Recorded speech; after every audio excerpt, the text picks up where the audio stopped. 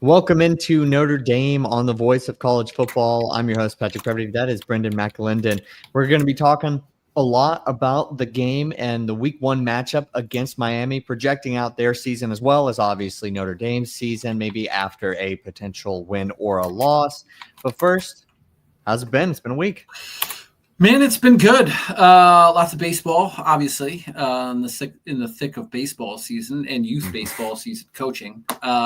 Boys are looking good. I got my team undefeated in the rec league here, and looking to carry that on. Got 2 games this week lined up. Looking to try for a third straight rec league championship for my son coaching. So pretty pumped about that. That's great stuff. Yesterday, I took some golf swings, swung a club for the first time ever. Oh, how was that? Ever? Yeah, it's Florida. A humbling experience. What'd you say? First time in Florida? I mean, Florida's a pretty good golf state. Yeah, no, I just had never done it. I never knew anybody like growing up who golfed like regularly at all, and it was the first time. I went out with some of the guys, and then like one of them also had never swung a club before, so we were both like the rookies, and that was a much better place to be than just with the, I mean, people are going to judge you too much because everybody's been, I feel like, in that spot where they are. Have you at least been out to the driving range? Did you? No, that's what it was. Oh, just driving range. Right.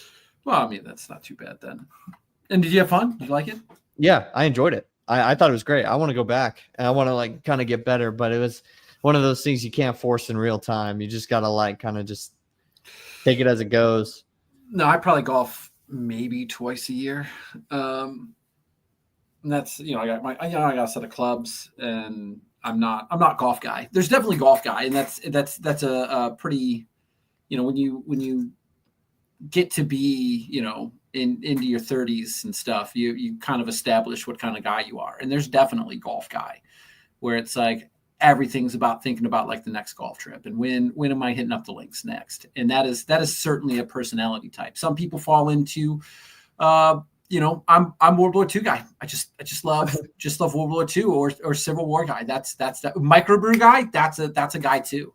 Golf guy, microbrew guy, World War II guy, Civil War guy. These are all very common personalities to adopt, as you exit your 20s. And so you could maybe, who knows, maybe you could be golf guy. That's a potential goal. Honestly, that was kind of what I was feeling. I mean, I wasn't good enough to feel like that, but I felt like I wanted it enough. Like I might be able to get to that point, but very expensive hobby regardless. A very expensive hobby. But the beauty of being golf guy is you don't have to be good. You just got to head out to the course with a couple of tall boys and the boys, and maybe a cigar. I don't know. And you just you enjoy 3-4 hours of 75% of it is cursing with miserable shots. But man, when you chip onto the green and you put that one on a pin shot that you still manage to two putt, but all it takes is one shot to just be like, yeah, this is all worth it, man. It's all worth it. One good strike. And then it makes the whole painful endeavor of, playing golf worth it. Yeah, no, it's kind of amazing because all the people I've talked to about golf, the advice is the same. And it's kind of like that. It's like you're going to hit something that's going to make you feel good. And then maybe the rest is going to be more failure, but you're going to you could potentially end up getting hooked. And, maybe that's the way that I go. But for right now, I guess for the college football guys, for Notre Dame, we're going to be talking a little bit about Notre Dame versus Miami. I'll take this lower third out of it really quick, but that's where we're going. The week one preview. There's a lot of different places I think we can go here with potentially how this game might turn out. A lot of different angles, a lot of different unknowns. I didn't know if you wanted to maybe start us off kind of in a certain direction, but sticking towards this week one bout. Well, so I think the biggest thing to discuss, like right off the jump, is Miami season last year, and then who are they missing? What did they do last year? And for those uninitiated, and then who's not returning from last year's team? As we all know, Miami had 2 regular season losses, right? Yes, 2. And going into that last weekend against Syracuse, it was a play-in game for the ACC title, or were there constituencies surrounding sort of moving pieces. Or if they beat Syracuse, was that it? If I remember correctly, I think that if they had beaten Syracuse, they would have been in. So a season where you had the Heisman Trophy winning quarterback in number one overall, or not Heisman winning, but the number one overall pick in the draft, Heisman finalists. And they ended up pulling, I mean, by all accounts, that's a pretty good season. 2 losses and Heisman finalist, the number one Cam Ward, the number one overall pick in the draft. It should be a good season. Do you think Miami fans feel good about last season? I think based off of, the previous seasons, yes, but I have definitely seen that sentiment. I believe Josh Pate said something about it being a waste of Cam Ward's Heisman season. So I can definitely see that. And especially with the way that the defense ended up playing, them not making the playoffs. I see that. I'm interested to hear where you maybe are potentially going with that, but I've heard that. Yeah. So I guess what it would be for me is like they had everything. Miami was a team last year that had everything right there. They had the puck luck, right? As if you want to put it that way, against Cal and who's Virginia Tech. That the furious comeback against Duke, where they were down 28-7, and then they ended up in the second half just absolutely blowing their doors off. Yep. It looked like a team of like a charmed team that was just gonna find a way to get in there, and then the wheels fell off in that game against Georgia Tech. They lost to Georgia Tech for a second year in a row. The year before was famously the one where all Mario needed to do was have his quarterback take a knee, which he didn't. And we all saw how that unfolded. And I kind of like those, by the way, Miami jerseys in that game, the black ones. I kind of like those. But then this year, or in the 2024 season, they played Georgia Tech. And Georgia Tech did whatever they wanted running the football against Miami. And Miami picked up their first loss, but not all hope was lost. They just needed to beat Cuse at the end of the year. And while Georgia Tech did whatever they wanted on the ground, Kyle McCord in Syracuse did whatever they wanted in the air and handed Miami a brutal loss, prompting the defensive coordinator to then just get jettisoned into the sun. They had the number one ranked offense last year, right? Scoring and yards. Yes. But they are replacing all 6 of the top pass catchers and Cam Ward. Yep. But they're bringing Carson Beck in from the transfer portal, former Georgia quarterback who had one of the better seasons of any quarterback in the 2023 season, regressed a little bit in 24. I guess one question I have for you is what Carson Beck was out for the spring, did not practice for the spring. What are their replacements for Loyola's pass catchers that they're having to replace? And one of them was, their Damian Martinez, the running back. What are Miami's plans to replicate or replace the 2024 offense that was the best in the nation in 2025?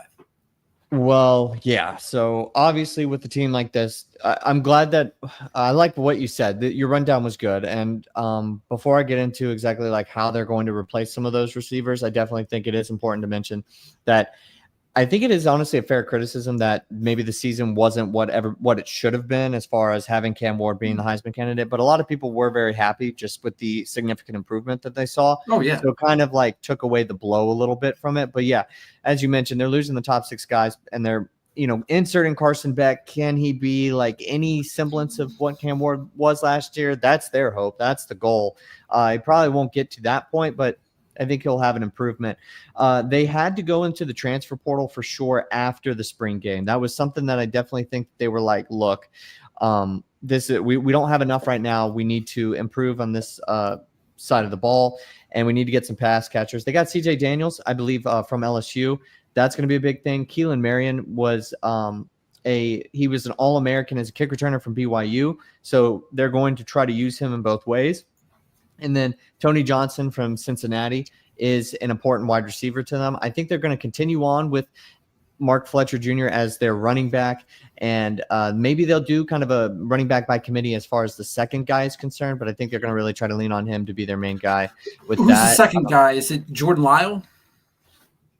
Maybe. I think it's going to be Chamar Brown from North Dakota State. So it's the guy. I think I'm trying to think if he was from North Dakota State or South Dakota State, but he was like the number one like FCS rusher, I believe, for them last year.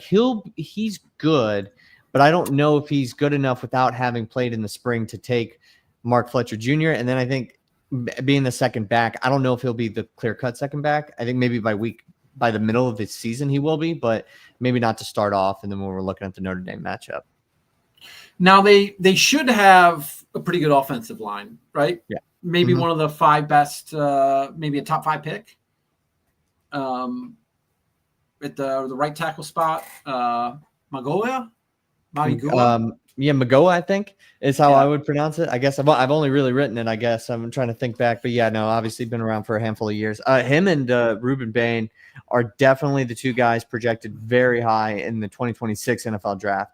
Expecting them to leave. Magoa's brother was drafted as well in this. Yeah, he was a linebacker. He was basically the leading tackler and do everything linebacker for him last year, right? Mm-hmm. Yep, exactly. Yeah, and I think that kind of like bodes well for him. He's one of the leaders, and he seems to be behind Carson Beck, which is good for them. But he'll be definitely somebody like on that at that right tackle position, somebody that's going to be very tough for anybody to get around, because he's projected as a top 5 pick potentially, or maybe as one of the top tackles taken in the next draft. But this offensive line is impressive, and the question marks are definitely around their wide receiving core. And I would definitely give Notre Dame the advantage as far as the matchup with these guys. I like the special teams aspect because they've got a handful of these dudes who could be dynamic as far as special teams is concerned. Yeah, but Miami's never had a problem getting guys that are fast. Yeah, exactly. No. So, I mean, Malachi Tony was really good as like a true freshman in their spring game, but I'm not betting on, I'm not betting on it as far as him making an impact week 1. Do you have any? So one thing we do know about Carson Beck is that he loves a good tight end. I mean, who doesn't? But does Miami have the tight ends that Carson Beck might be looking for? He had his best seasons were with Brock Bowers, Carson Beck's.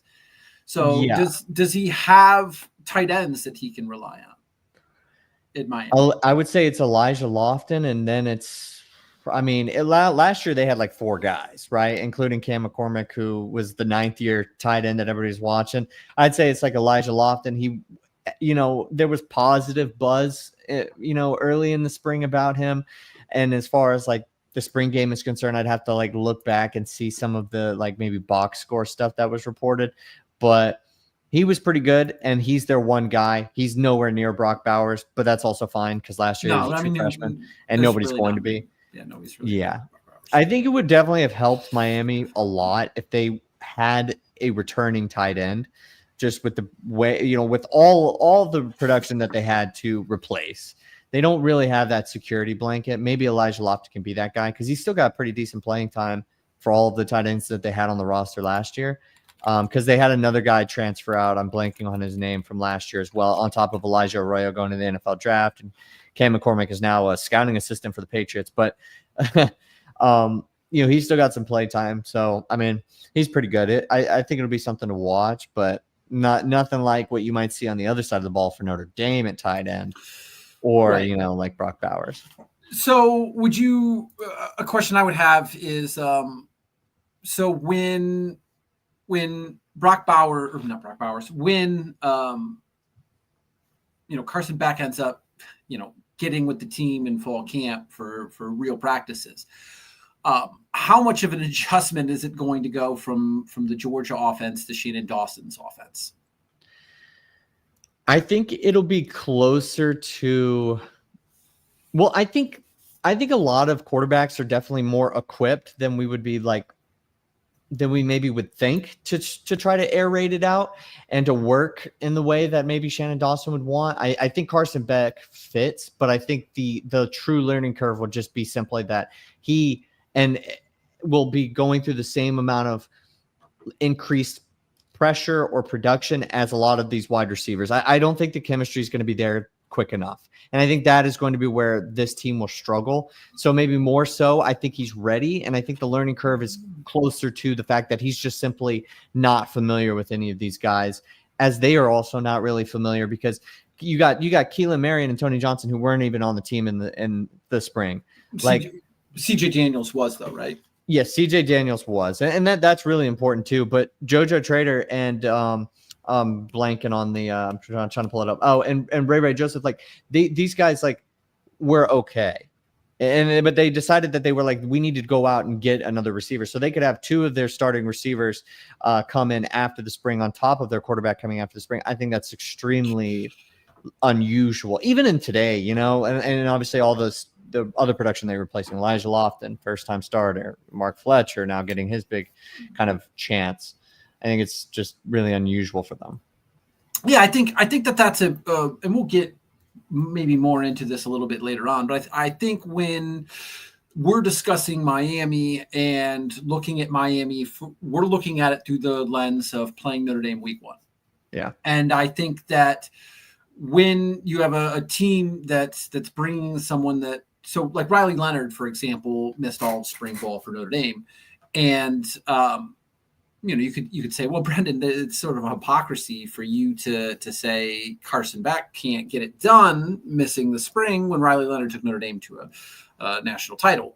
Riley Leonard was kind of brutal throwing the football for much of the early part of the season. And that's also not really his game. And his game relies heavily on the run game. And it's not like, you know, you need to get timing with, you know, Jaden Greathouse to take off and run, you know, off tackle, you know, or power left, power right. So I think that Miami is a team where I'm glad it's one of those instances where getting them early in the season, getting them while the getting's good. Because there's going to be that acclimation period for the offense and Carson Beck and new scheme, new receivers. The receivers don't even know the scheme, and so I just think that when we're forecasting out and looking at Miami, we're not going to be this Miami team that's playing week 1. You know, all injuries and whatever. You know, not really baked into it in this instance, but we have to remember that. You know, we are looking at Miami week 1. We're not looking at Miami what they'll be in November.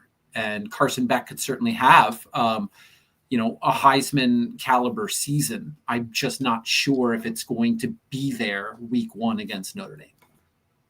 Right? I would actually go as far to say I think Carson Beck has a better shot at like ending up in New York than I think he does at like potentially like repeating how bad he was in certain games last year. Like I think he's got a better shot at actually improving, because I still think like the sheer amount of skill around him will be too much, and it will outweigh any of the other challenges he comes across as far as just not being familiar with them. But no, yeah, you're right. We're grading it on that first week. And when I take a look at this, it is concerning having to go against such a challenge in Notre Dame right off the bat for this team. And then when I look at the defense, even for Miami, like I know that they have guys, but with Corey Heatherman coming in and having to kind of reinvigorate this defense, you know, around Miami, I think the feeling is that defensive line is extremely talented and you've got a ton of really good recruits, but you didn't see it last year. And we talked about this a little bit before, but you mentioned that they were the unit that faded in the last handful of games of the year. And then you practically had a revolving door in the offseason in the spring, as far as your secondary was concerned, all new guys for the most part. So that is going to be a big question mark potentially whenever you do come to week 1 as well. So what did you think about the Corey Heatherman signing? So just for some background on Corey Heatherman, he was he coached at the FCS level, and then Rutgers gave him the job to be the linebackers coach, and I think he served there for 2-3 years. Then last year, PJ Fleck offered him a linebacker DC, hybrid role to step in at Minnesota. And then Minnesota was one of the best scoring defenses in the nation. A lot of picks, a lot of interceptions, a lot of havoc, not a particularly difficult schedule, but I mean, they considered an up and riser. And this would be his second stint as a defensive coordinator at the FBS level. And what do you think about that hire? Because I think that what I find most curious for this is that this is a big season for Mario Cristobal. I think that that first year it was kind of like, what did they do, 75 the first year? I believe so. Yeah, in the regular season, and last year regular season 10-2. And then this year is that third year, and your defensive coordinator was, it's in a lot of ways it's sort of like Brian Van Gorder for Notre Dame, where your defensive coordinator just needed to go, and you bring somebody in, and you bring someone in, and Notre Dame brought in Mike Elko, and then Elko stepped out, and then Lee, but that's the direction they went, is for the Elko signing. Who's the top DC, and I think that Cristobal looked at it in sort of a similar way, where he was like, who's the top DC? But then he also went with somebody who's youthful and inexperienced. And I'm not sure if that would have been the play that I necessarily would have made if I was in that position, if I would have went youth, or if I would have went for somebody perhaps more experienced, especially when, as the Mario Cristobal isn't a defensive guy, right? He's an offensive line guy, right? That's his bread and butter. He's an offensive line guy. So when you make that hire for a DC, and you're making a hire for a DC that needs to fix a project, because Miami is a project. You got to fix the secondary. You got to fix the tackling. You got to fix the discipline with penalties. Miami was 120th in penalties last year in the nation at 67.5 penalty yards a game, and some of them were just absolutely brutal. And that's not all on the defense. I think they led the nation in touchdowns called back due to penalty, which it had to have been. I think I saw at the midway point, I saw an article that cited them as having 8, and just at the midway, 2/3 of the way through, another 8 touchdowns on the Cam Ward season, and maybe he is hoisting that Heisman. So you got to clean up the culture of that defense, the tackling and the discipline in the secondary. And I don't know if, and maybe a young coach can come in and do that because he's got a lot of vigor, but how much experience does he have in building a system, right? Putting in place, when he stepped into Minnesota, a lot of those systems and tendencies and practice habits were already in place. And when you hire a young coordinator, they might not necessarily have the experience in implementing that yet. So I'm definitely interested in that, because this is a defense that was one of the worst. That they were almost 40% and allowing third down opponents converting third downs. Kyle McCord, that's why they didn't go to the playoff. It's because Kyle McCord was like 7 for 10 passing on third down. They managed to win the Virginia Tech game, but I can't think of a game Notre Dame's ever had 22 missed tackles in a game like they did against Virginia Tech. And it's just, and the tackling was awful against Cal, and the tackling was awful against, Georgia Tech and Syracuse. So it's a big lift. And that's another one of those instances where I'm looking at Miami, and this is a guy that I definitely think can figure it out. But is he going to be somebody that figures it out his first rodeo playing Notre Dame, and Jeremiah Love, and what should be one of the 5 best offensive lines in football next year? I don't know. I'm not sure. I know that they played 3 teams that ranked in the top 50 in yards per carry. Louisville was 33, Georgia Tech was 32, Virginia Tech was 43, and those teams went 5.65, and 6.44 yards per carry. So but that's not him. That's last year's team. But those are some of the pieces you have. I think you make a really interesting point that I hadn't thought about too much in depth prior, and that is kind of the rebuilding of the culture and some of those different things that he needs to make sure that his team has going into next season, such as like the discipline, the making sure that you don't have all those missed tackles and penalties and stuff like that. Like just in general for the program, there was a lot to clean up. I mean, that Miami team almost got tripped up how many times before they ended up getting got? Like it felt like they escaped. I mean, the refs, there was, conspiracy theories, but I mean, calls are calls. But like, there was the spectacular ending to the Virginia Tech game. The Cal game was exciting and down to the wire. The furious comeback in the second half against Duke was very fun and exciting. But yeah, there was I mean, they definitely played on that razor's edge all year.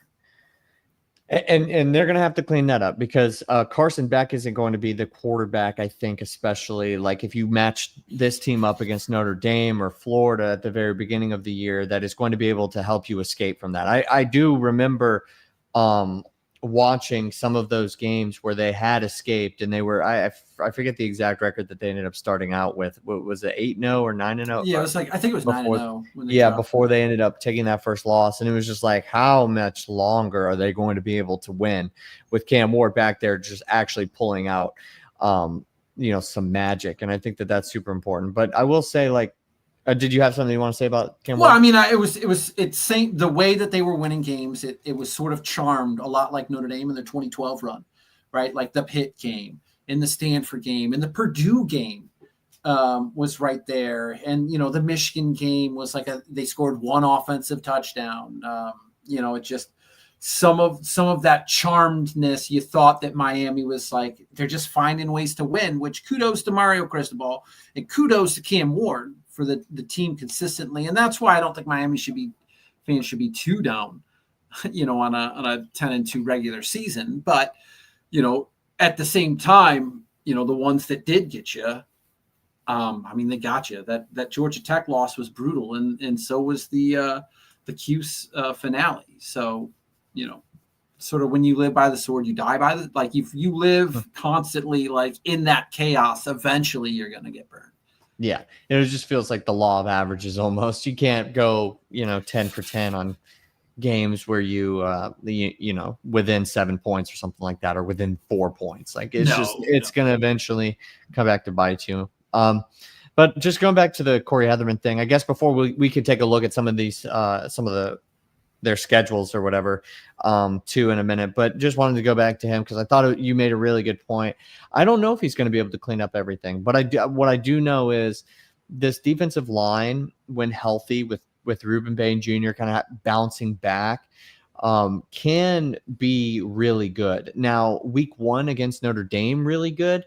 No, I think that's too high of a bar. Even if that unit felt like it got a good chunk of the spring together, I think that's going to be too much. I mean, this Notre Dame offensive line is NFL type. And even with Ruben Bain getting mocked in the top 15, we're in June. We need to see a full another year before that really feels like it holds a ton of weight. So it's like, that's good. That's good for Miami, but I don't know if they're going to be able to do that even week 1 and, having the crowd with them as well. I mean, that'll be a plus for this defense for sure, but even then, I think it might be tough to project and how good they're able to run the ball. But I think they're going to be a much more improved team. And they got before Heatherman went to Minnesota, I believe he was at Rutgers and coached the linebacker who just came in. And I think I maybe had mentioned that, but he was really good and he made like the 14. He had the two. Yeah, you mentioned he had multiple two ACLs. He's a pretty decent player as a veteran, and I think their weakest out of all the position groups is linebacker for sure. And I think that shored up and patched up a little bit for them post spring. And I think that's a player I would watch. I think could be pretty good. But yeah, I think it'll be good. And it helps that they're at home. It helps that they have that, at least on the defensive end. So I think that will be really important for them. Who's the who's the kid that the Steelers drafted in 2024? He played for the Louisville. He was the linebacker, and he had like Peyton Wilson, NC State kid, not Louisville. Peyton Wilson shredded both of his knees. It's just bone on bone in there, like Al Bundy, right? It's just bone on bone. And I mean, he was phenomenal his final year at NC State, and last year as a rookie, he was phenomenal for the Steelers in the limited action that he had. He was, he played exceptionally well, and he, as long as his knee holds up. So, when guys do have those two knees, but they do, with the multiple knees like that, and it is like I think they were saying with Wilson, he didn't have any cartilage left. But I mean, he's coming into a system that he's familiar with, and it's a guy that Heatherman recruited. I'm not sure. That's one of those instances where I'd rather see that guy later in the year than earlier in the year, because earlier in the year, his knee's going to be fine and he'll be phenomenal. It's like, can he withstand the wear and tear of a regular season with those two knees? And maybe, but that's one where it goes in the inverse, because sometimes you do want to see a team later than you do early. It is sort of a trope to say, oh yeah, I'd rather see that team early. But there are some instances where there's guys and teams you'd rather see a little bit later in the season so they can take their lumps, especially teams that have limited depth. You'd like to see a little attrition hit that team rather than get them week one when everything's ready to go. Where would you put Miami in that? Would you put them you'd rather see them in week one? Or I'd rather see them week one, because it's going to take time for Heatherman to get that defense going. Just like last year, I'm glad Notre Dame got to see Texas A&M early in the season. Mid-season Texas A&M would have been a tough ask because it took Elko some time to rebuild that defense, rebuild that culture, get his identity of what he wanted for that team. It was just more difficult. Also, they didn't have their quarterback. They didn't find out who the good quarterback was until halfway through the season. So that's a team where I'm glad Notre Dame got him early. And this is another one. Carson Beck's going to take some time. Heatherman's going to take some time to get that defense rolling. There's going to be a lot of missed tackles in this Notre Dame game. Carson Beck's he's going to short arm throws. He's gonna check down a lot because he's not going to know the routes of the wide receivers, and the timing's just going to be down. How that looks for Miami, later in the year, I think that Miami can be a team that definitely could make the college football playoff, winning their conference. They missed, and we'll get into that in a second, but I think Miami's a team that, if you get them in November, they could certainly be a lot better than they are in September after they've had some time to get things going. Absolutely full agreement there. You would want to play this team in week one because it feels like they're in a very similar position at the quarterback spot that we are going into week one. And then just in general, I think with the way that they're kind of built and constructed and what they've had to replace, I think you'd much rather want to play them in week one, especially if they get potentially hot later on in the season and all that, but still, I'll just go through like the path to win. And I definitely think I agree with Will here. Like in all honesty, it does come back, I think, to the quarterback play for Notre Dame, but I would say the path for Miami to win this game would be that the rust or like any of the lack of chemistry is kind of masked a little bit by having that home field advantage, by having that Notre Dame having the same issues as you, and then making some plays as far as like getting some of those guys out in space. Maybe Elijah Lofton's better than he was last year. He's much improved. He can find some space. Maybe one of those transfer wide receivers can make some plays, and then you find a little bit of success in the running game. I don't think that they're going to be able to match Notre Dame at all if they can't run the ball. So you're Shamar Brown, Mark Fletcher, like if you get some of those guys, you get pretty decent wide receiver play, and that defense is really supported. That's how I see it, like potentially unfolding. And then Notre Dame making mistakes. The quarterback, whoever ends up starting, makes mistakes, 2 picks, something like that. That's the one for me. Is if Notre Dame plays within themselves and they don't try and get cute and they just let if CJ Carr is the starter, which by all accounts it looks like he's going to be, but if CJ Carr plays in this football game and throws the ball 25 times, Notre Dame's going to win this game by double digits. Right? It's because it means that the running game's working, which is what they want. And if the running game's working and Jeremiah Love and Jadarian Price are able to be a 1-2 punch, and they just grind them out, and you're just asking CJ Carr to move the sticks when he needs to, and maybe you call a shot or two. But as long as Notre Dame's not turning over the ball, I mean, I'm not sure how concerned I am about the safeties for Miami. OJ Frederick had by all accounts, he was one of the 9 or 10 best freshmen freshman secondary players in the nation. Leonard Moore being, of course, the best. But there was times last year where he just got absolutely torched. I mean, he was shredded, absolutely shredded and abused. Like, go back and watch Kyle McCord highlights from that game where a college football playoff is on the line, and anytime he was put in man, like, he's on roller skates and he's just getting shredded. And some of that's being a young player, and the season you hit a wall. But like, I on the other side, you have Notre Dame and you have Leonard Moore, and they lost Xavier Watts, but I feel pretty good about Adon Schuler, right? So there's just pieces that Notre Dame has, and I feel good about them, in the 2 deep at corner. And I'm not sure how I feel about Miami in the 1, and just with the ones. They got the, like we said, the kid from Wisconsin, Xavier Lucas. Yeah, Xavier Lucas, who's good. He's very good. Yeah. But and Notre Dame is, we would be remiss, they are breaking in a new system with Chris Ash, new system. But he says that he's not, the terminology's fine. Marcus is, and this is one of the things for me, and why I like the Denbrock hire in this instance is Denbrock is about as experienced as, he's coached a Heisman winner. He's coached multiple playoff teams, with Cincinnati and Notre Dame. And so, I liked that experience. When you have a defensive head coach, you have to make that guy who is, opposite whatever your scheme is. You have to make that hire. You're basically giving them the keys.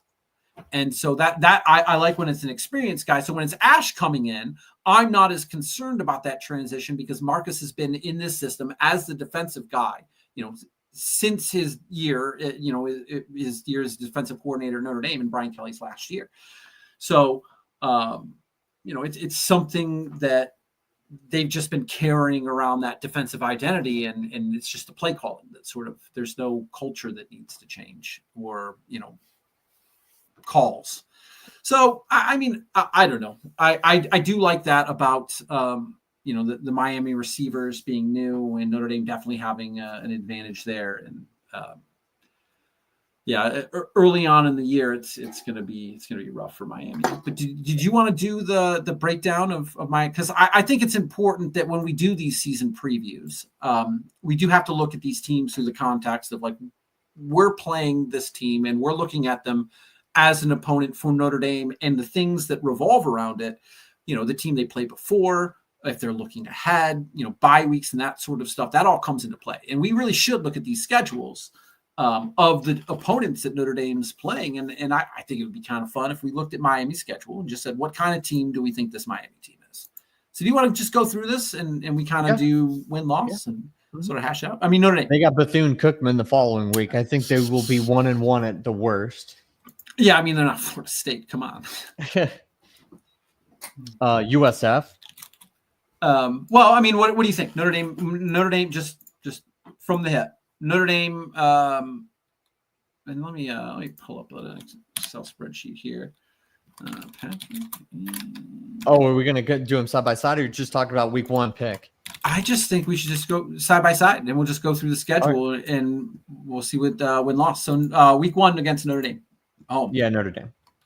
All right. I also think Notre Dame. Bethune-Cookman the following week.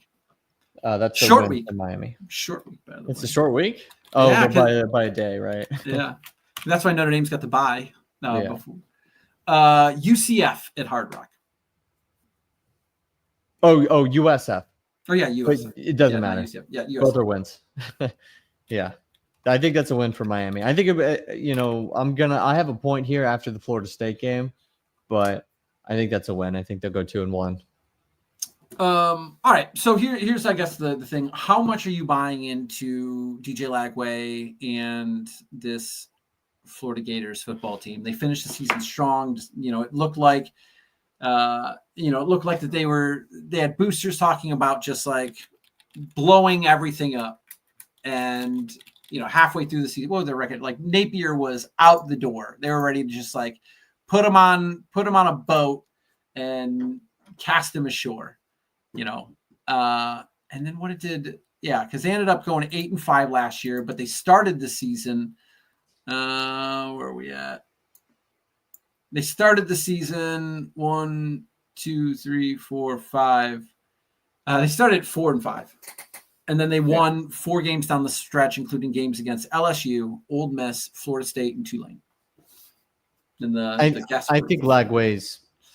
I think he's good stuff. I think he's going to be good. I do not buy into it. I don't know how good he's going to be next year, but I definitely think he can. His peak, I think, is top 10. Yeah, I think so. When I look at Florida, though, that they had it just seems like they had the close game against Tennessee earlier in the year, right? An OT loss, 23-17 lost to Tennessee in OT. Score 17, right? One of the losses. The game against Miami in the opener last year, he scored 7. They scored 7, but I don't think Lagway started that game.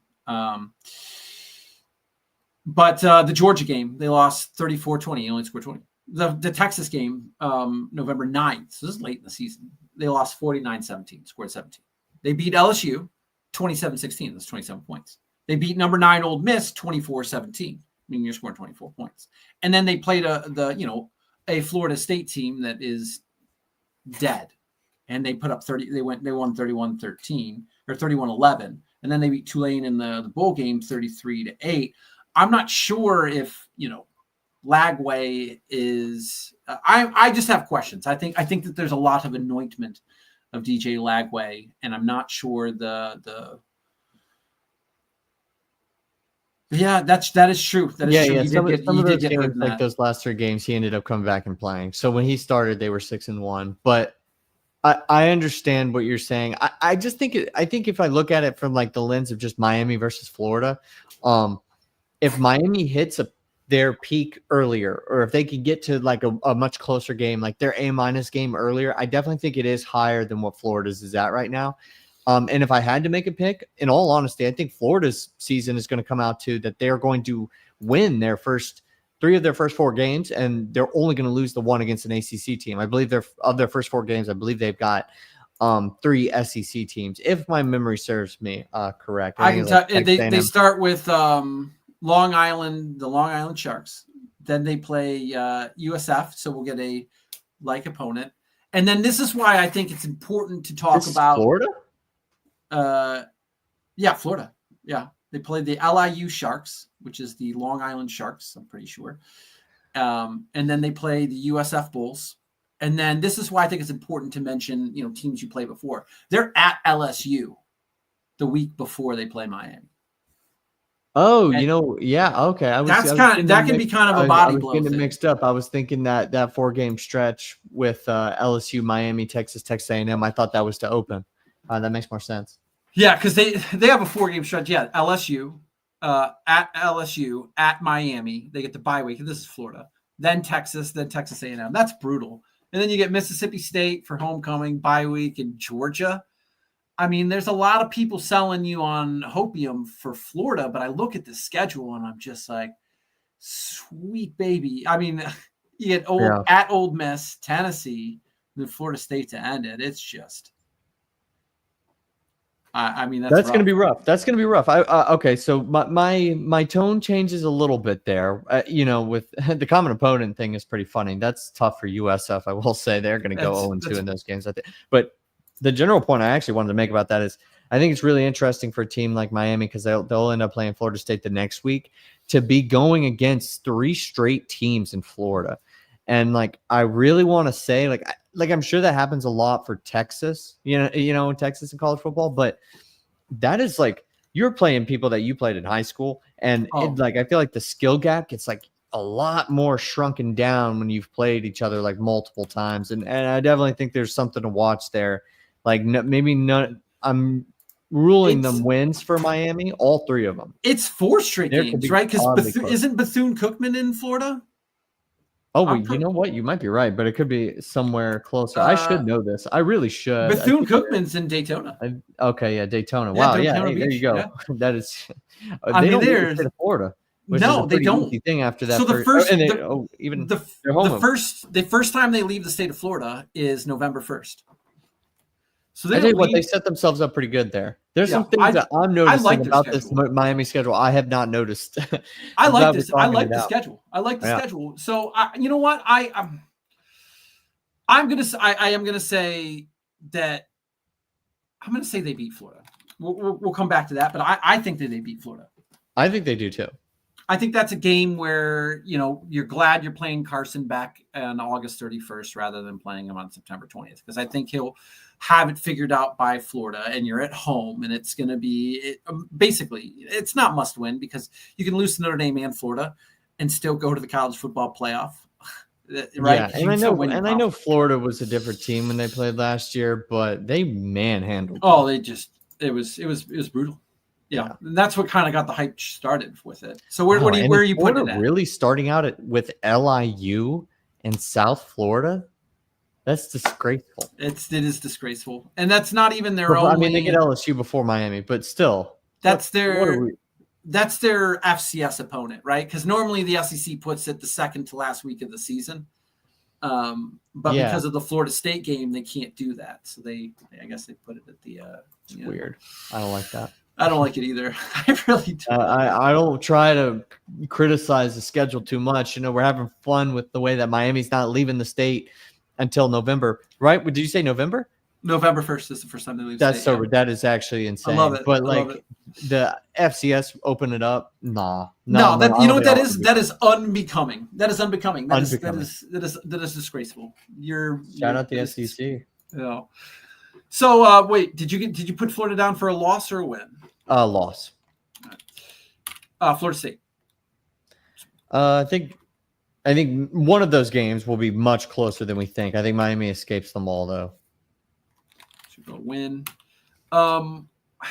See, I haven't. Here's one: is I don't know. I don't have a beat on Louisville. I don't have. I haven't spent any time looking at what Louisville's going to be coming up for the season, and on most teams I kind of have, and even before my Phil Steele hasn't come yet, but I haven't given a single second looking at what Louisville. I don't even know who their quarterback's going to be this year. I know they went to the transfer portal, or they had to, right? I have no idea what Louisville is this year. So I think we're in the same boat there, honestly. Yeah. It seems like they just who is the Louisville starting quarterback? Oh, it's Miller Moss. That's right, from USC. Yeah, Miller Moss came in. Oh, yeah, I don't want to group their little run here for the ACC, but I think they drop an ACC game. I think they just have to. I don't think they run the table the rest of the way. Maybe it's most likely against SMU, but I think they drop one of those games. Could I tell you exactly which one? No, I don't know if I could pick it out of those, but I would say SMU probably would be my guess. Both teams are coming on. It's actually both and Miami are coming off buys, so that's kind of an interesting dynamic. But Miami's got both buys. They play one game over the span of 3 weeks, which is very weird. They go bye, Florida State, bye, and then Louisville. So the schedule makers did them no favors. So do they come out against Louisville looking kind of rusty? I'm gonna give them a no. As in a no win? Yeah, I'm going to say, they take an L in this game. I think they lose to Louisville.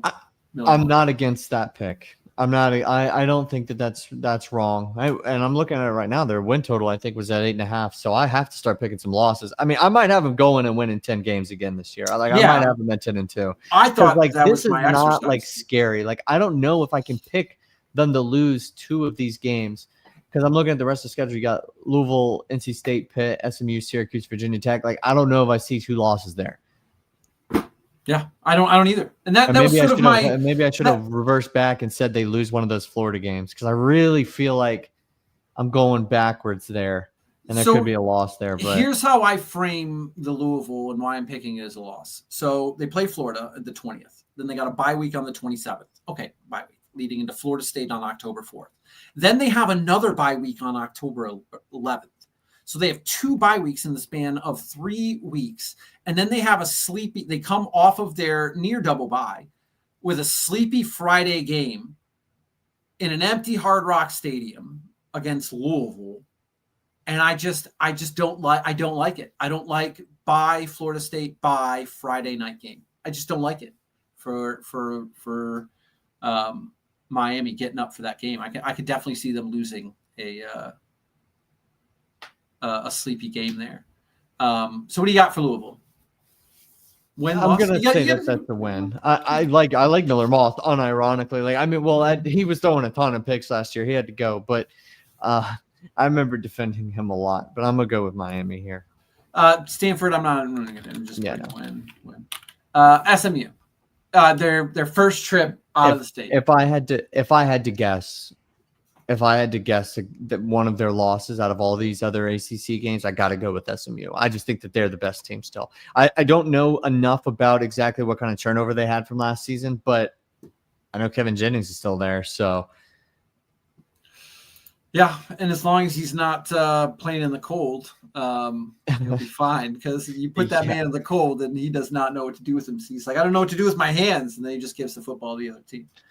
That game against Penn State was just disgraceful. I don't know what's happened to me as a sports fan, but I do start to sometimes feel bad when I watch players like really crumble. Yeah. And that was like one of the recent times where I was like, this could just be turned off in the middle of the second quarter. I was like, we're watching this poor guy play the worst game of football of his life on the biggest stage that he's ever had. Yeah. You just knew by that interview that it was going to go poorly. I usually try not to like make assertive statements like that, like of absolutes, but like his interview was just so off in the pregame show on game day that I was just like, like, is his head just not in the right spot? Yeah, you start seeing it. All right, I'm going to take them to beat SMU. I think they go on the road. I think that this is a game where, I think that you're starting to see a Miami team that the defense is starting to finally start to click and to show up. And this is the one where they're going to start getting excited. Next week, Saturday, November 8th, revenge spot against the Cuse and Steve Angeli. Shout out, Steve Angeli. I think this is one where they're out for blood. I mean, Syracuse kept him out of the playoff last year. I think Miami at this point, either the wheels, if they have 4 losses, the wheels could definitely come off. I'll save that maybe for the end of the year, as Will and D says.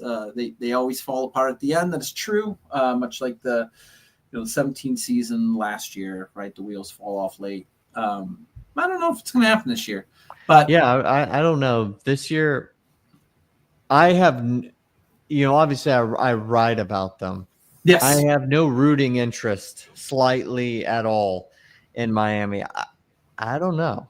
Although I will say the Syracuse game, I'm in full agreement with you. Like, it's a revenge spot. Yeah, I mean, you can put the line at whatever you want, and I think that this is one where Mario Cristobal is gonna everything. He's gonna have those boys frothing, ready to go. It's gonna be like when USC went to play Alabama. He's gonna have them on the leash as they're coming in, and hopefully it doesn't end up like USC in that game. I don't know if you remember that, but that was one of the all-time classics. Where USC went to play Alabama in a season opener, and the players were like pretending to like walk the guys out like they were like dogs on a leash, like letting the dogs out, and then they just go out and get beat like 56-3. I think it was I was going to throw it out there. 52-6, I think was what that score was. Goodness gracious, but yeah. I think we're in complete agreement though with the Syracuse game. And if they do come into this game and we're way off about them and they've got 3 losses or 4 losses, this is where like they fire somebody. Like, I don't know if they actually would, because obviously they're having a great recruiting cycle for 2026 right now. But like, this is the part where you start asking questions, because I think that's a definite loss if they're And not locked in. I mean, they're lucky, Georgia. I mean, if Georgia Tech was on the schedule, that'd be one to circle, because like 3 straight against Georgia Tech, that's one where Cristobal might, he might get Lane Kiffin at the tarmac. All right, so we both win with Cuse. NC State, once again at Hard Rock. So far they've left the state of Florida 10 games into the season just the one time. That's actually unbelievable.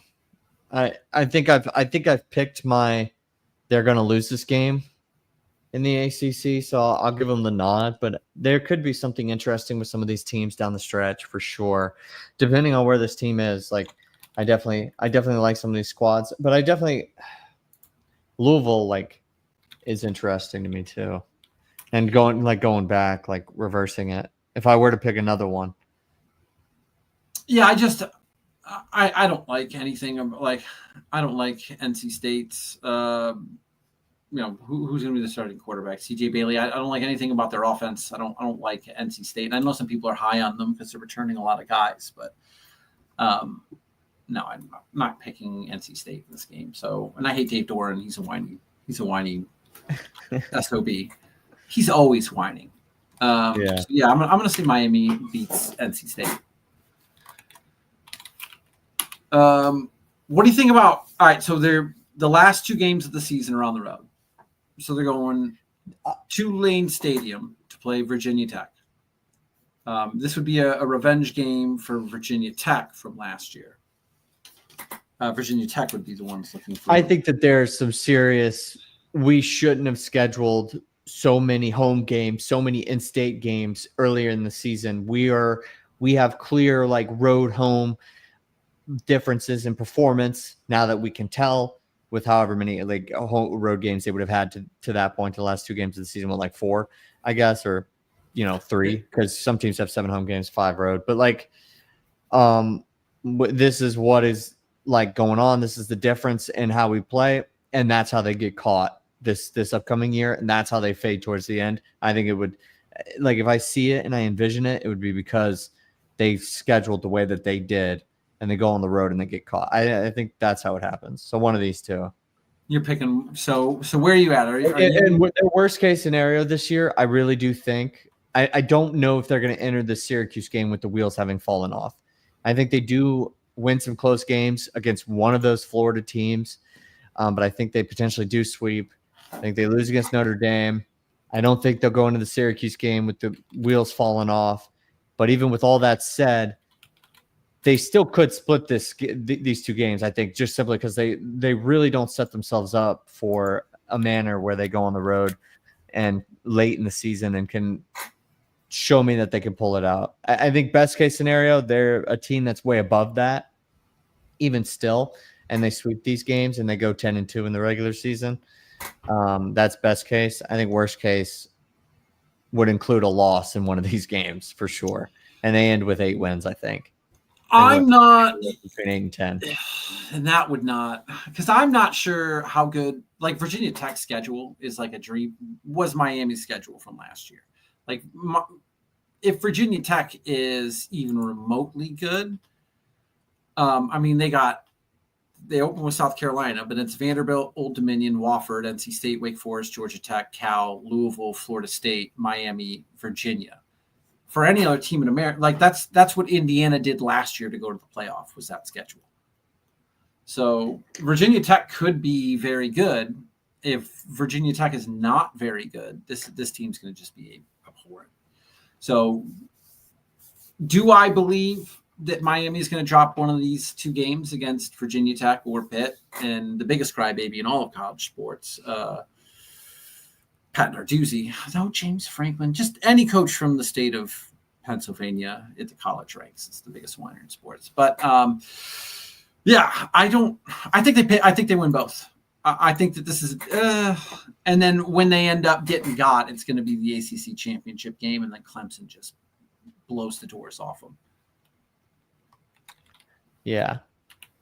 I think that they're able to win the games that I think that this Miami team is able to win the games that they're supposed to win, which, that hasn't been necessarily the track record. But at some point, Mario Cristobal needs to start winning the games that he's supposed to win. Mm-hmm. I mean, you can't lose games to middling Georgia Techs and, mediocre Syracuse's, and you can't look at Virginia Tech and Pitt at the end of your schedule and be like, well, they're probably going to drop one of the two of those games. If you're looking at Miami in the third year of Mario Cristobal and you're looking at Virginia Tech, unranked Virginia Tech likely, and unranked Pitt likely at the end of your season, and you're like, well, they're probably going to split one of those two games, you're not a college football power. You're right in with them. You're middling. Like if Notre Dame ends their season and I see Virginia Tech and Pitt at the end of the schedule, I'm just going dub. Both games, I'm keying in as wins because those are teams that Notre Dame should beat. And, until the Marshall debacle, I mean, Brian Kelly went something like, I don't know, it was like an 8-year period where he didn't lose to an unranked team. It was just something ridiculous. Just beat the teams that you were supposed to beat. And if you want to climb the ranks of, like, if Mario Cristobal wants to be the goods, you have to beat the teams you're supposed to beat. And if you're Miami, you're recruiting better than Virginia Tech or Pitt. You're pulling in better transfers than Virginia Tech or Pitt, and you have more access to hire better coaches than Virginia Tech or Pitt. And I understand both games are on the road, but if Miami wants to be taken seriously, they need to look at these two games at the end of their schedule and just say, we're winning them. Right? Yep. I think if they are what they can be, that's where they'll be. But it's a long season, and you're probably not wrong, because I'm projecting like Mario Cristobal, get your act together, and you're looking at it pragmatically, like, yeah, but like it's Miami, and it's like, Patrick, I know you're right. You are right. They are going to split those two games, and at the end of the year, we're going to be looking at this, and you're going to be like, Brendan, split the games. I'm going to be like, I know you were right. I'm an idiot. I'm a hopeless romantic about it. Yeah, but I mean, I think we're in agreement though. If they get to the ACC championship game, I don't know if they've got a real shot against Clemson. And I know you don't even like Cade Klubnik, but like I just don't know if I see that. I do like. I don't necessarily like Cade Klubnik, but I do like Dabo Swinney in big games. Oh yeah, he's too good as far as that's concerned, in my opinion. Yeah. Especially, I'm not taking Mario Cristobal right now. Like what's what did he do at Oregon? What did he do? Yeah, what has he done at Miami to this point in big games? And it's just like yeah. So yeah, I mean, I think we did the thing right. Where did you ended up a loss somewhere? I think I had him in between 8-4 and 10-2. I was going through 100 different scenarios for Miami in my head. I think best case scenario they go 10-2. They definitely lose this Notre Dame game. I think that's the most confident loss that I have on their record or on their schedule, and I think that's where they kind of end, really. I would say, I mean, 9-3 might be a sweet spot, but I think some of it's dependent on how they, they split those last two games, I guess. Yeah, I have them at 6-2 heading into those, or not 6-2. I have them 8-2 going into those last two games, and I'm just able to win. But like they're gonna split. I mean, I'm saying 10-2, but they're going to split. So it'll be 9-3. You got them right now at 8-4, which I think is about where it is. And I think that in order for Miami to be better than that, is they need to. I don't think they're beating Notre Dame. I don't. I think that they are going to drop a game, and I think the Louisville game looks trappy as all get out. As much as a ranked Louisville can be a trap, but. Yeah, I think you need to. If Mario Cristobal wants to be taken seriously, he can't split those final two games. Mm-hmm. And I think that puts him 9-3, and then I think you're in the playoff mix. If they don't get 9 wins this year, I think there's going to be a serious conversation to be had, because I think a lot of coaches can recruit. I know it sounds ridiculous because Miami's, I think they're at 9 right now for 2026, and they've got a really respectable class. But if you can't win now, also wait, I actually was going to make this correction. He's going into his 4th year.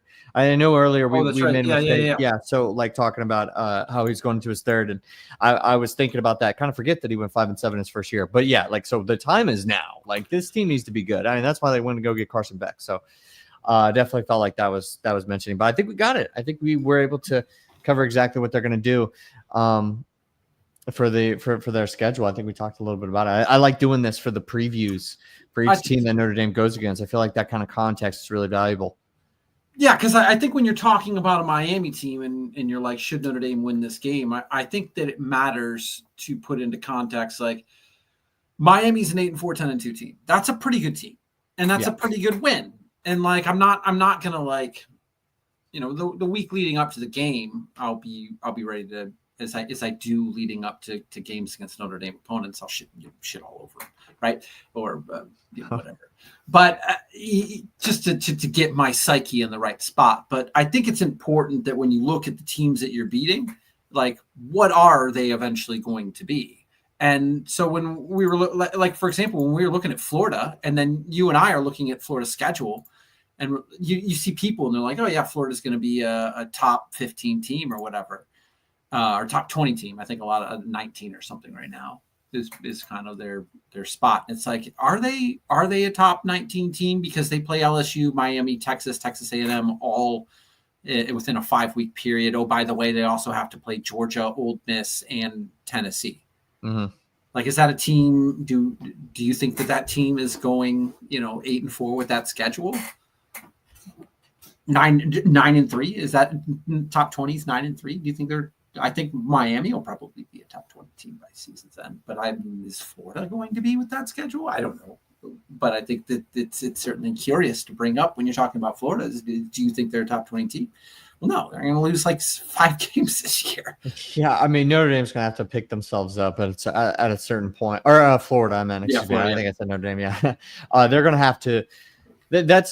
That's the toughest. People have been looking at this for 2 years now. It feels like this year and this schedule for them. Like they're like, oh my goodness, it's going to be extremely difficult. Yeah, last year's was hard as hell too. I mean, last year's schedule was ridiculous, and then they're racking up like 7 ranked opponents a year. Yeah, I mean, like Miami, Texas A&M, Tennessee, Georgia, they're just like Texas, Florida LSU. Yeah, they are lucky.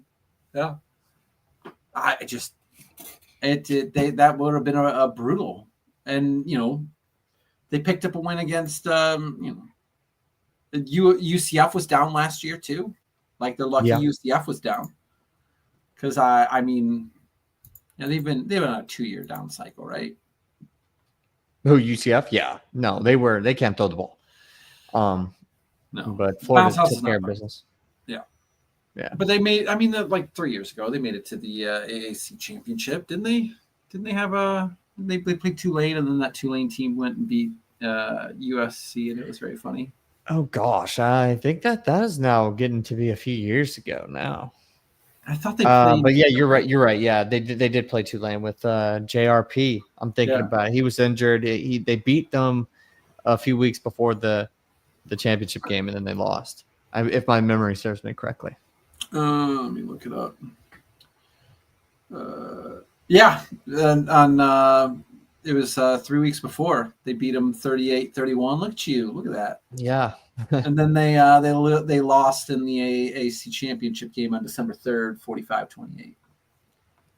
The moment that I knew the UCF program was taking a downturn was when there was a player who left his spring install in the middle of the classroom. Just left it there. Just and for everybody to... Yeah. That's when I knew. I was like, oh, man, this is going to be bad. Maybe it was all a trick. Mike Leach did that famously. I think it's when he was the offensive coordinator for there's like a famous Mike Leach story where Mike Leach left a fake install for the other team. Yeah. Yeah.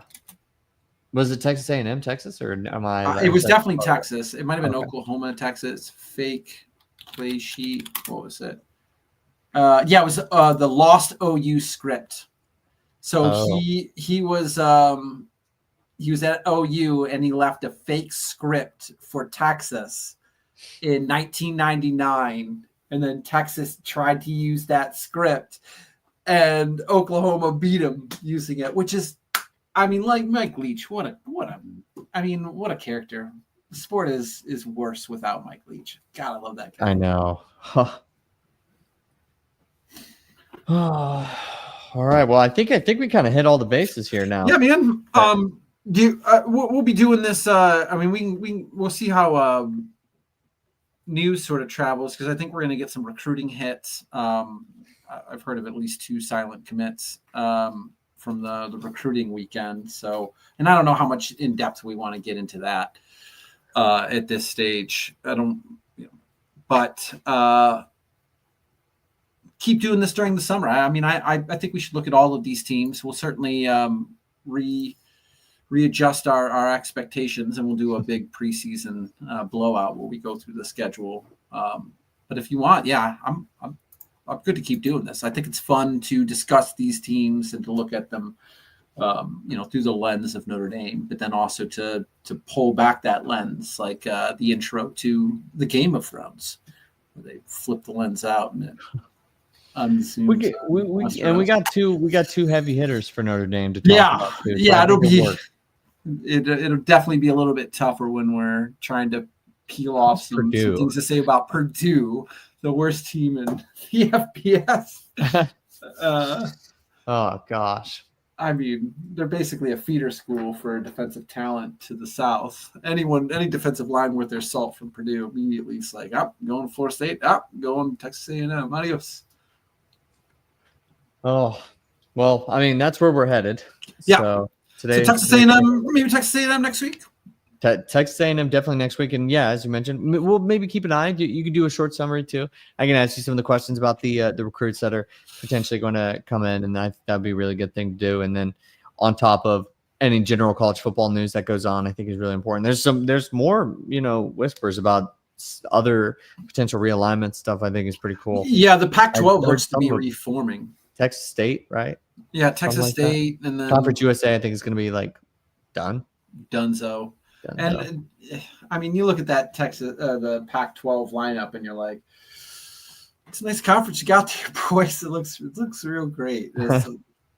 I mean, sure, but yeah, I mean, good for Washington State and Oregon State. Now they're not going to have to, especially for their Olympic sports that are been pretty good. They're not going to have to do the crazy travel and scheduling. So it's good for all of their sports. Football, maybe not so much as much interest for the conference, because it's basically like a retooled AAC. You just got multiple AACs now. So yeah, it's a shame, but we'll get into that specific.